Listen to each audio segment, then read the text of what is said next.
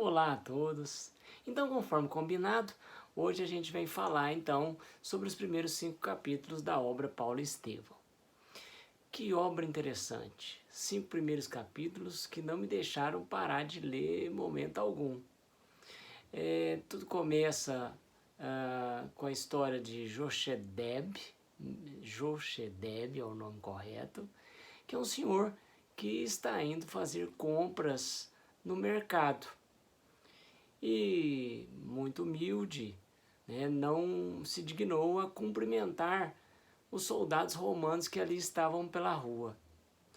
Esse fato de Jochedeb não cumprimentar os soldados romanos atraiu a ira dos mesmos que foram até ele e agrediram-no fisicamente.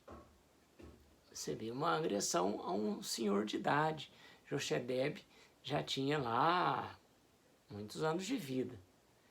Muito bem, Jochedeb então levou aquela coça, e depois levantou-se muito sofregamente e foi para o mercado.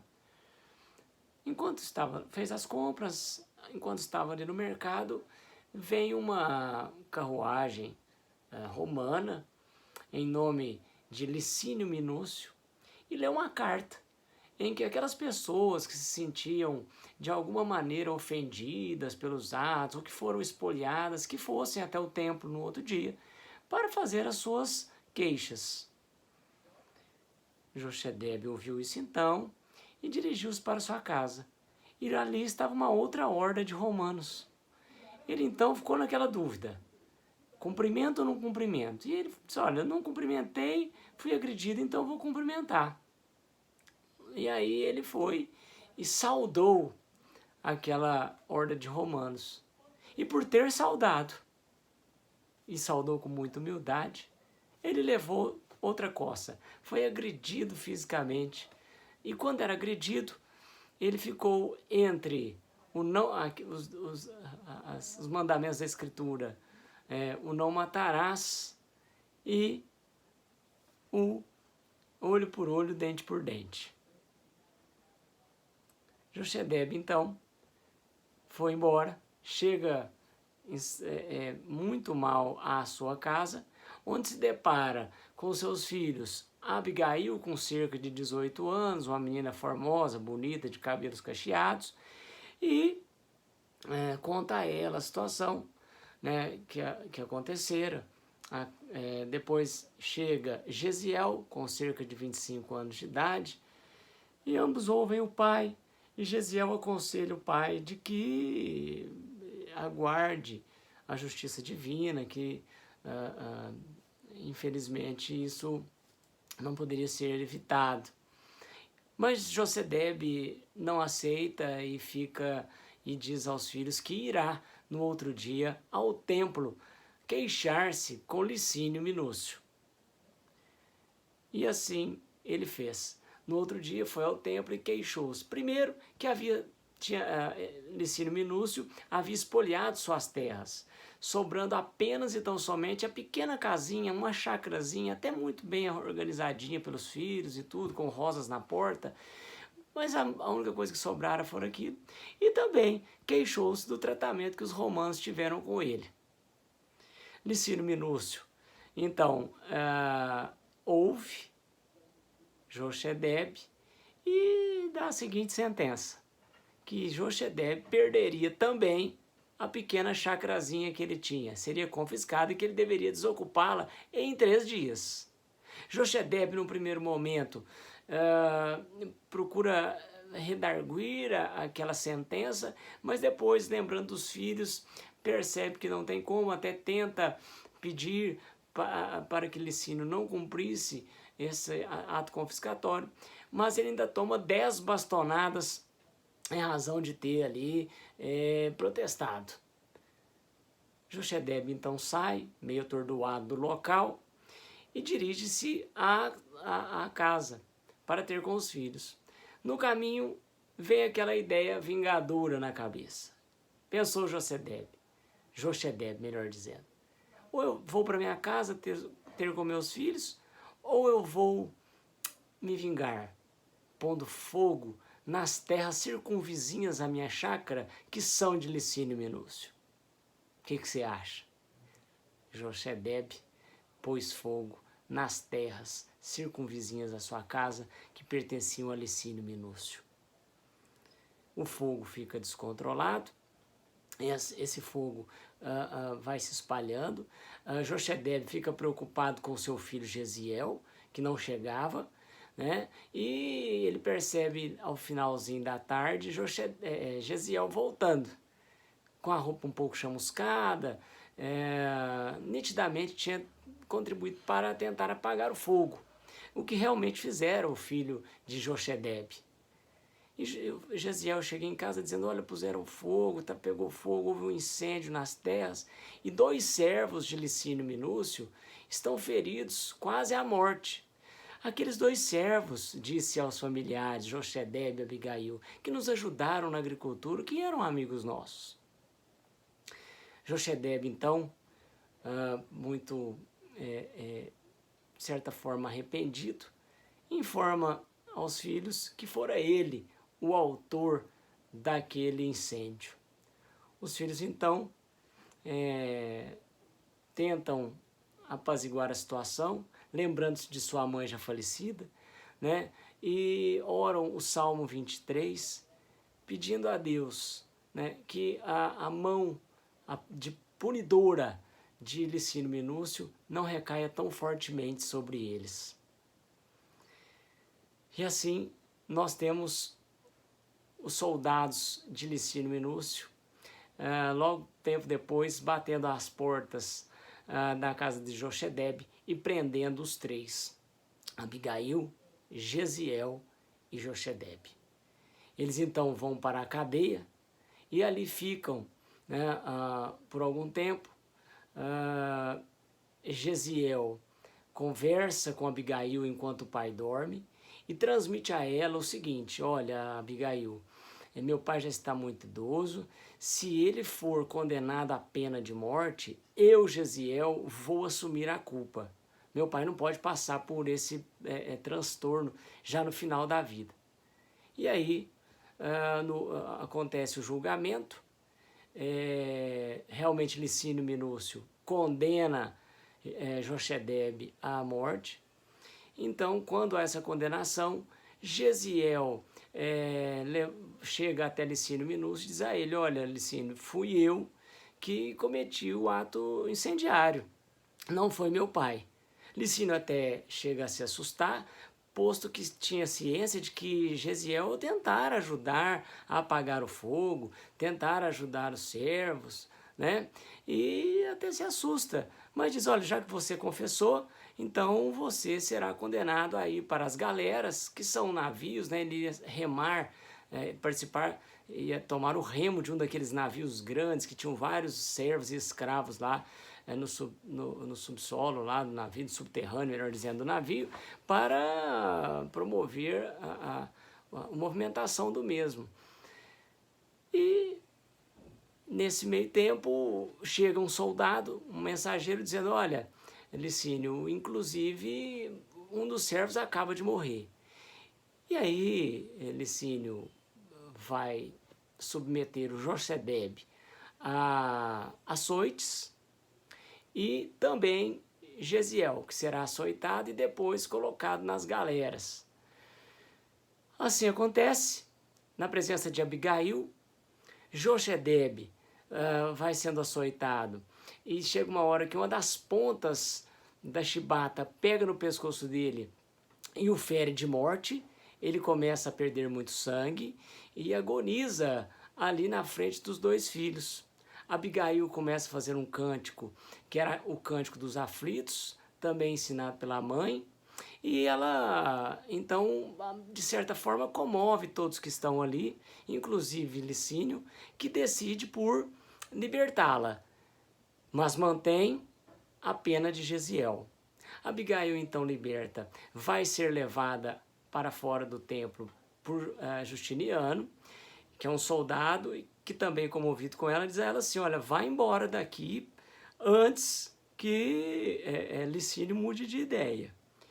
E ela então, sem saber para onde ir, já que sua casa havia sido confiscada, ela se lembra de uma amiga da sua mãe, uma viúva, e vai ter com ela. E diz a ela, olha, a senhora não pode me acolher aqui como sua filha e tudo, conta o que aconteceu.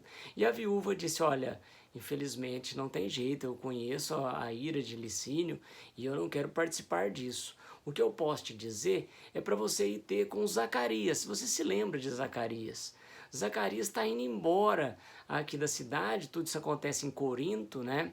A cidade é Corinto, no ano 34 depois de Cristo, e então Zacarias está indo embora porque ele perdeu o único filho dele. E ele então está indo embora com a esposa, vai ter com Zacarias. E então Abigail vai até Zacarias, chega lá já febril, em virtude dessa questão psicológica, da questão dos maus tratos, de muito cansaço, posto que tinha ficado presa, né? Então tem com Zacarias e sua esposa Ruth, e ambos a acolhem como filha e dizem, eu vou lhe levar. Abigail cai nos braços deles, febril, e vai ficar assim por 3 dias, com febre. Depois eles partem, vão para as estradas de Jope, que a gente chama, né? E ali se estabelece. Gesiel, então, depois de ver seu pai morrendo à sua frente e a sua irmã Abigail ser levada para fora do templo, é levado para o calabouço e ali permanece, gente, por 30 dias, um calabouço úmido, muito abafado, e ele consegue sobreviver às cicatrizes. As feridas vão cicatrizar e ele então é encaminhado para as galeras, lá para o grande navio, onde ele iria remar, né, ajudar os outros servos a remar. E isso era uma sentença terrível, porque poucos saíam dela, para não dizer que ninguém saía, pois que o trabalho era muito árduo. Gesiel foi com resignação, lá começou a desenvolver um trabalho com afinco, que chamou a atenção do feitor Lísipo, que era acostumado com os malfeitores, criminosos, e percebeu que Gesiel não era desse jeito, né? Ele era uma pessoa diferenciada, que procurava fazer o seu trabalho sem reclamar e resignado. Então, Gesiel trabalhou e foi trabalhando ali, sempre chamando a atenção do feitor. Eles saíram de Corinto, iam passar por Cefalônia, né? E passando ali por toda a costa da Palestina. E quando estavam vindo a Cefalônia, eles aporta-se, entra no navio o Sérgio Paulo, um romano distinto, um romano que estava pegando aquela carona ali por uma questão política. Então ele ficou nas melhores acomodações, só que Sérgio Paulo começa a desenvolver uma doença, né? Uma doença com febre, com feridas pela pele, e o que é dito ali é que essa doença era uma peste que acometia Cefalônia. Então, e como ele começou a piorar, muitos amigos, né, os amigos começaram a se afastar. E o capitão do navio, então, pediu a Lísipo, o feitor, para arrumar um escravo que tivesse bons modos para poder acompanhar ali Sérgio Paulo. Quem você acha que foi designado?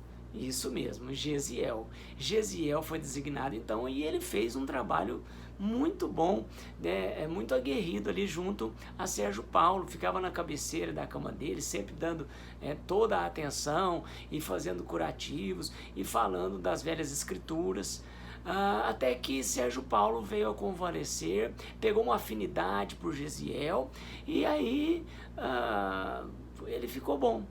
Gesiel foi novamente designado para voltar ao remo, só que Gesiel começa a apresentar os sintomas da tal peste. O capitão, então, decide, como ele era um mero escravo, jogá-lo no mar. E vai ter com Sérgio Paulo, já que sabia que tinha uma afinidade entre os dois, a autorização para jogar o servo ao mar.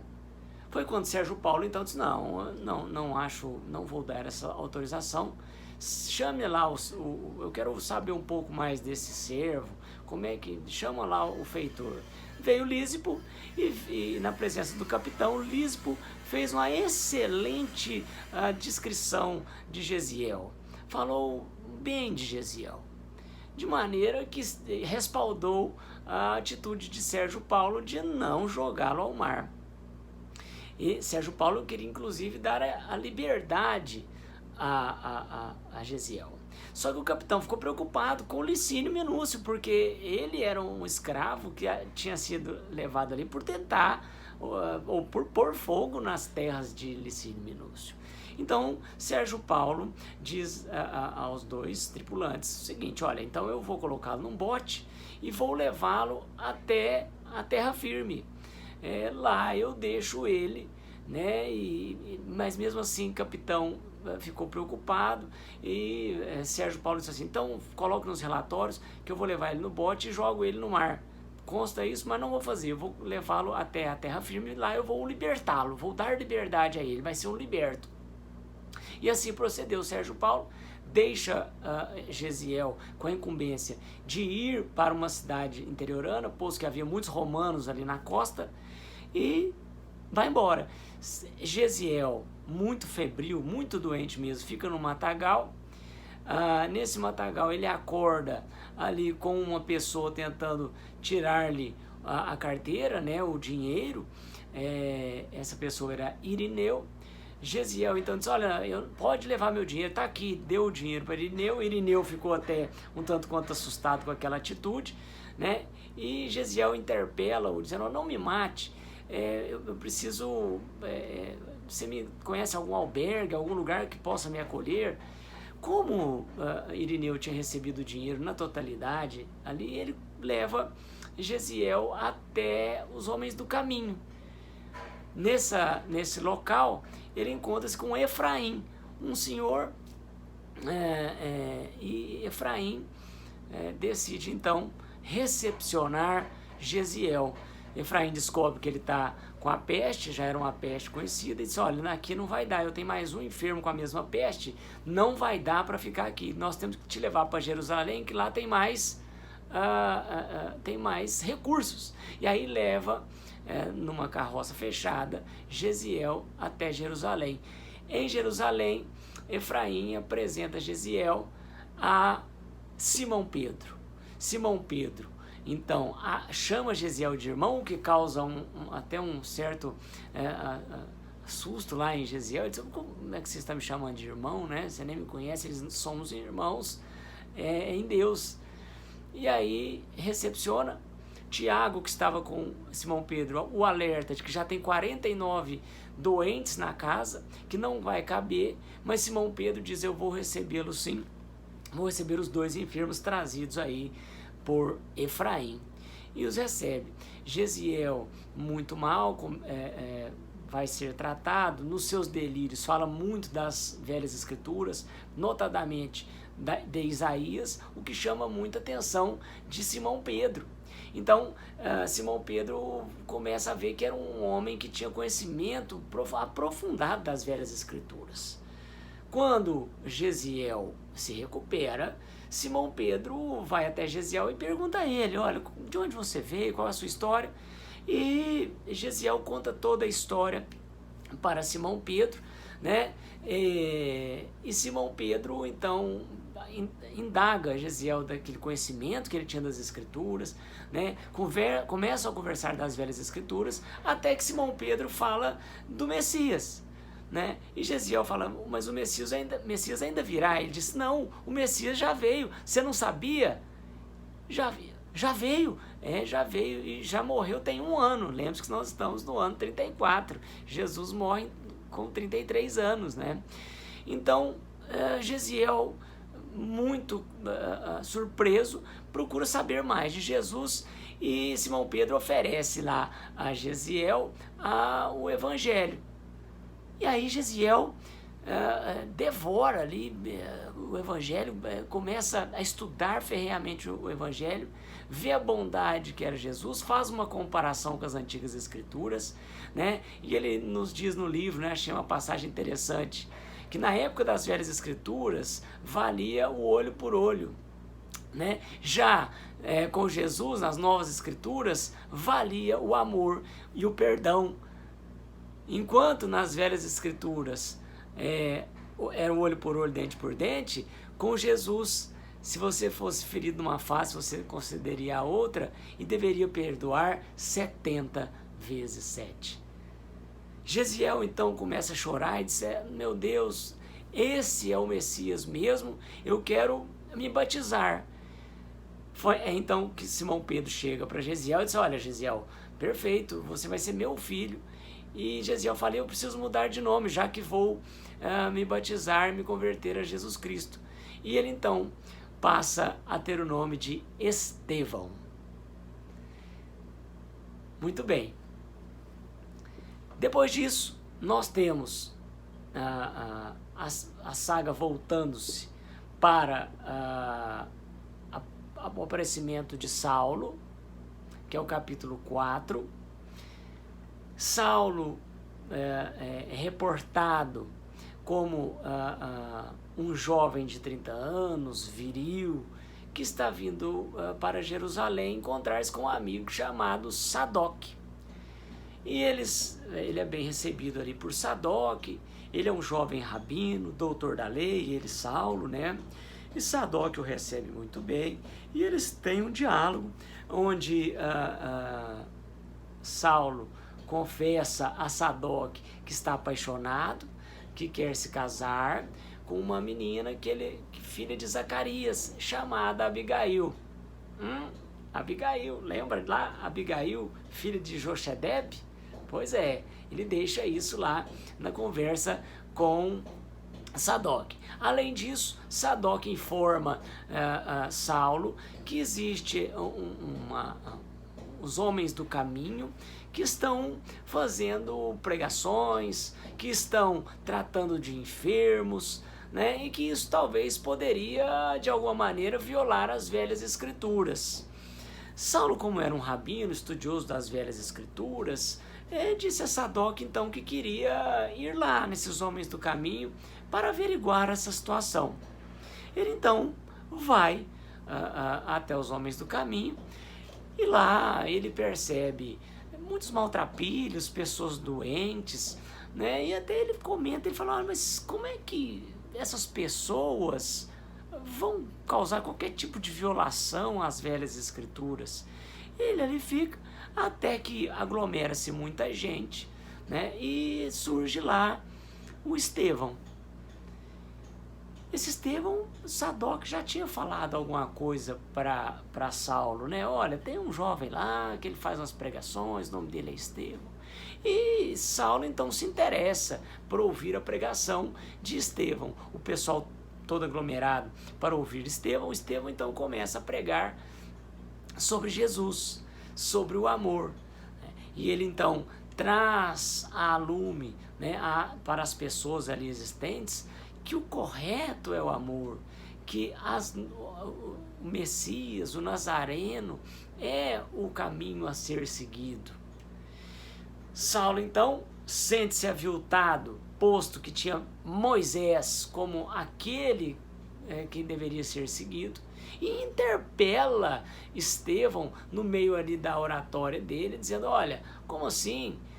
Como é que vocês estão chamando, né, de Messias aquela pessoa que foi um carpinteiro e que sequer pôde salvar sua própria vida, morreu na cruz no meio de ladrões?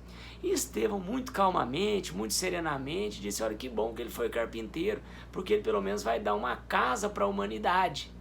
E começa a falar muito bem de Jesus. Isso avilta o orgulho de Saulo. Saulo tem seu orgulho ferido, olha o mal do orgulho, né? E tenta travar ali uma discussão com Estevão, mas Estevão logo dá um basta naquela discussão, seguindo as leis de Jesus, para não entrar nessas celeumas que não seriam frutíferas. Mais uma vez o orgulho de Saulo se vê extremamente violado, e ele jura vingança para Estevão. Estevão vai caminhando, dá 10 passos ali, vê uma senhora já idosa com uma filha, e diz a Estevão: Estevão, eu fui curada por Jesus, e eu estou trazendo a minha filha aqui, que está muda tem 1 ano, ela não fala tem 1 ano. Estevão diz assim, olha, de mim a senhora não pode esperar nada, a senhora tem que esperar de Jesus. E começou a orar a Jesus para a melhoria da jovem. E a jovem começa a falar. Isso foi o fim para Saulo, que realmente vê que ali existe um perigo para as velhas escrituras, existe uma dificuldade para que ele, enquanto rabino, pudesse continuar defendendo as ideias de Moisés. Vai embora, porque depois dessa demonstração aí de Estevão, né, através de Jesus, ele nada podia fazer, porque senão toda a comunidade ficaria contra ele. Ele vai embora e começa a bolar um plano. Primeiro ele vai ao tribunal e diz, olha, vamos ouvir Estevão, vamos chamá-lo aqui para ele defender as suas ideias. Já que ele não teve nenhum crime, o tribunal disse, olha, tem que ser para ouvir as ideias, né?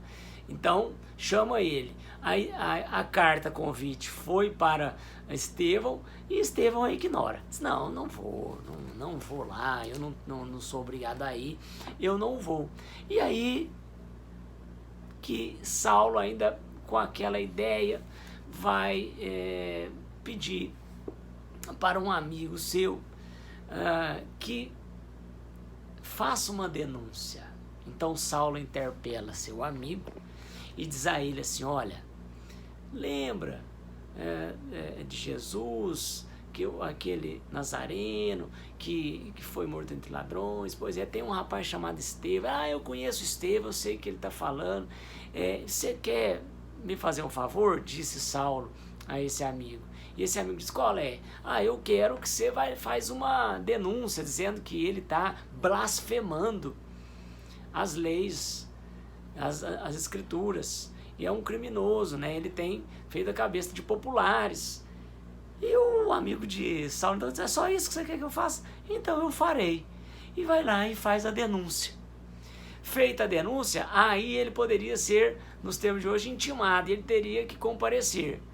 A intimação chega para Estevão, que resignadamente vai aquecer e vai, os amigos vão ficar muito preocupados e ele muito sereno, crendo em Jesus, pede o amparo de Cristo para que possa fazer sua defesa e então enfrentar esta denúncia.